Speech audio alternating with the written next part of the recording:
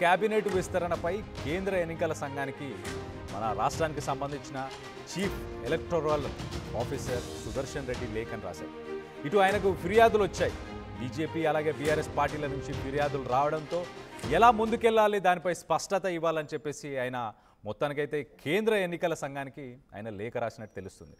ఇటు అజారుద్దీన్కి మంత్రి పదవి ఇవ్వడంపై ఈసీకి బీఆర్ఎస్ పార్టీ అలాగే బీజేపీ పార్టీ రెండు ఫిర్యాదు చేశాయి. ఇటు కాంగ్రెస్ పార్టీ ఎన్నికల కోడ్ని ఉల్లంఘించిందని చెప్పేసి వాళ్ళు ఫిర్యాదు చేశారు.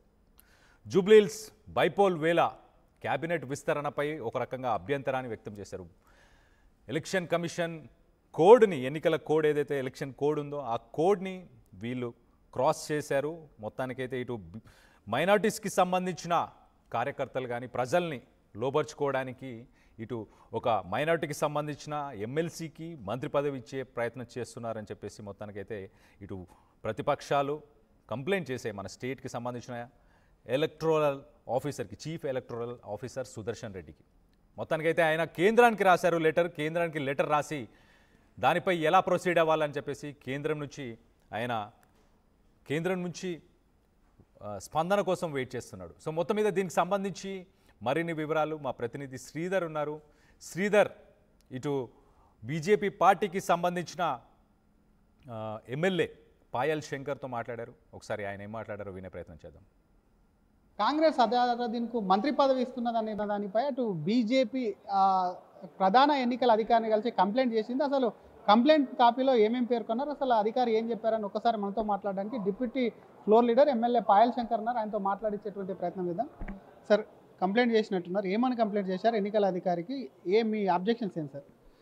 తెలంగాణ రాష్ట్రంలో జరుగుతున్నటువంటి జూబ్లీహిల్స్ ఉప ఎన్నిక సందర్భంగా జూబ్లీహిల్స్లో మోడల్ కోడ్ ఆఫ్ కండక్ట్, ఓటర్లను ప్రభావితం చేసేటటువంటి ఏ చర్యలు కూడా జరగకూడదు ఎన్నికల నియమావళి ప్రకారం. కానీ రాష్ట్ర ముఖ్యమంత్రి రేవంత్ రెడ్డి గారు ఈరోజు మొహమ్మద్ అజారుద్దీన్ రాష్ట్ర మంత్రివర్గంలో స్థానం కల్పిస్తున్నట్టు ఈరోజు పేపర్లలో, టీవీలలో వచ్చినటువంటి వార్తలను ఆధారంగా చేసుకొని భారతీయ జనతా పార్టీ ఈరోజు సిఈసికి మేము కంప్లైంట్ ఇవ్వడం జరిగింది. ఒక వర్గం ప్రజలను ఆకర్షించే విధంగా ఆ యొక్క వర్గానికి సంబంధించినటువంటి వ్యక్తికి మంత్రి పదవి ఇచ్చి ఎన్నికల నియమావళికి తూట్లు పడుతున్నటువంటి తరుణంలో ఆ యొక్క ప్రక్రియను ఆపాలని భారతీయ జనతా పార్టీ విజ్ఞప్తి చేసింది. దాని మీద ఎన్నికల కమిషన్ స్పందించి తప్పకుండా మేము ఢిల్లీకి ఉత్తరం రాస్తాం, దాని మీద తగు చర్య తీసుకుంటామని చెప్పింది.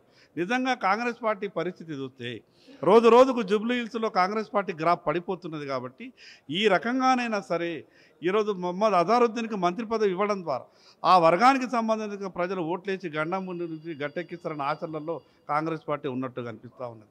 ముందు అనుకున్నారు ఎంఐఎం భరోసా మీద మేము సునాయాసంగా గెలుపు సాధించవచ్చని ఒక ఆలోచనతో ఉంది. కానీ ఎంఐఎంని నమ్మిన వాళ్ళు ఎవరు కూడా ఈ రాష్ట్రంలో ముందుకు పోలేదు.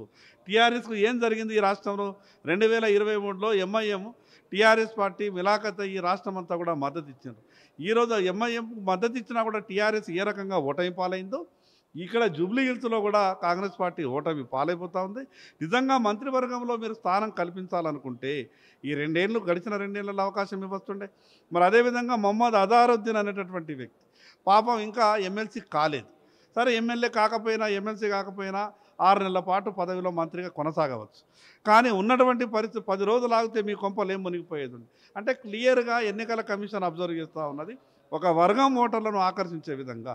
ఈరోజు ఏ వర్గానికైతే మీరు ఈ తాయిలాలు ఇచ్చి ఓట్లు సంపాదించాలన్న ఆలోచనతో ఉన్నారో మిగతా ఈ రాష్ట్రంలో కూడా వర్గాలు ఉన్నాయి కదా, మిగతా ప్రజలంతా కూడా కాంగ్రెస్ పార్టీ వైఖరిని గమనిస్తూ ఉన్నారు. తప్పకుండా కాంగ్రెస్ పార్టీకి జూబ్లీహిల్స్లో ప్రజలంతా కూడా కరువు కాల్చి వాత పెడతారు. ఇక్కడే పోతారా? గవర్నర్ వద్ద ఇంకా ఫైల్ పెండింగ్ ఉన్నట్టుంది ఎమ్మెల్సీకి సంబంధించి, అక్కడ కూడా చేస్తారా? ఢిల్లీలో ఎన్నికల కమిషనర్ కూడా ఏమైనా కలుస్తారు?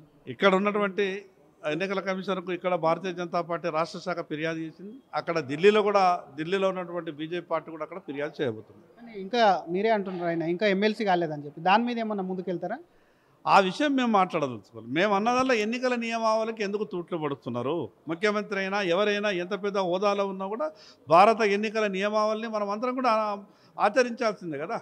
దానికి ఎన్నికలు ఒక పక్కకు నడుస్తుండగా ఎంసీసీ కోడ్ ఉండగా జూబ్లీహిల్స్ ఓటర్లను ప్రభావితం చేసేటటువంటి చర్యలను ఆపాలని మాత్రమే మేము ఒక సిఈసి కోరడం జరిగింది. Thank you sir. ఇది అసలు ఎన్నికల అధికారికి కలిసి తమకు ఎన్నికల కోడ్ ఉండగా ఎందుకు నియమావళిని ఉల్లంఘిస్తున్నారు, అసలు ఇప్పుడు ఒక వర్గానికి సంబంధించి కూడా ఇప్పటికిప్పుడు కూడా ఒక వర్గాన్ని ప్రభావితం చేసే విధంగా ఎందుకు అటువంటి ముందుకెళ్తున్నారు, దీన్ని ఆపాలని చెప్పి కూడా అటు ప్రధాన ఎన్నికల అధికారిని కోరాం. కాబట్టి ఇక్కడ కాకుండా ఢిల్లీలో సైతం కూడా దీని మీద ఫిర్యాదు చేసేందుకు పార్టీ సిద్ధంగా ఉంది. ఫిర్యాదు చేస్తామంటూ కూడా BJP deputy floor leader MLA Payal Shankar అంటున్నారు. కెమెరామెన్ గజపతో శ్రీధర్, RTV, హైదరాబాద్. ఒకవైపు ఇటు బీఆర్ఎస్ బీజేపీ రెండు ఎన్నికల సంఘానికి సంబంధించి కంప్లైంట్స్ ఇచ్చాయి. ఆయనకు అసలు ఎలా ఇస్తారు, ఎలక్షన్ కోడ్ని ఎలా ఉల్లంఘిస్తారని చెప్పేసి ఇటు ప్రతిపక్షాలు తీవ్రంగా ఆరోపిస్తున్నాయి. ఇదే సమయంలో మనం చూస్తే కనుక రేపు మధ్యాహ్నం 12:15 ఆ సమయంలో రాజ్భవన్లో ఆయనకి మంత్రి పదవిని ఇవ్వబోతున్నారు. ఇటు మైనారిటీ శాఖ అలాగే స్పోర్ట్స్ కోటా, స్పోర్ట్స్కి సంబంధించి స్పోర్ట్స్ కూడా ఆయన మినిస్ట్రీ ఇవ్వబోతున్నారని చెప్పి తెలుస్తుంది. సో మొత్తం మీద ఒక రకంగా ఉత్కంఠం నెలకొంది. ఇటు అజారుద్దీన్కి మరి మినిస్ట్రీ పదవి ఇవ్వబోతున్నారా, ఆయనకు దక్కబోతుందా? ఒక పక్కన ఎమ్మెల్సీగానే ఇటు గవర్నర్ నుంచి ఆమోదం పొందలేదు, మళ్ళీ ఇప్పుడు మినిస్ట్రీ. ఇటు జూబ్లీహిల్స్ బై ఎలక్షన్కి సంబంధించి ఎక్కువ శాతం ఓటర్స్లో ముస్లిమ్స్, మైనార్టీస్కి సంబంధించిన వాళ్ళు ఎక్కువ మంది ఉన్నారు. వాళ్ళందరినీ కూడా లోపరుచుకోవాలి, వాళ్ళతో ఓటు వేయించుకోవాలన్న ఉద్దేశంతోనే కాంగ్రెస్ పార్టీ ఇలాంటి పనులు చేస్తుందని చెప్పేసి చెప్పుకొస్తున్నారు.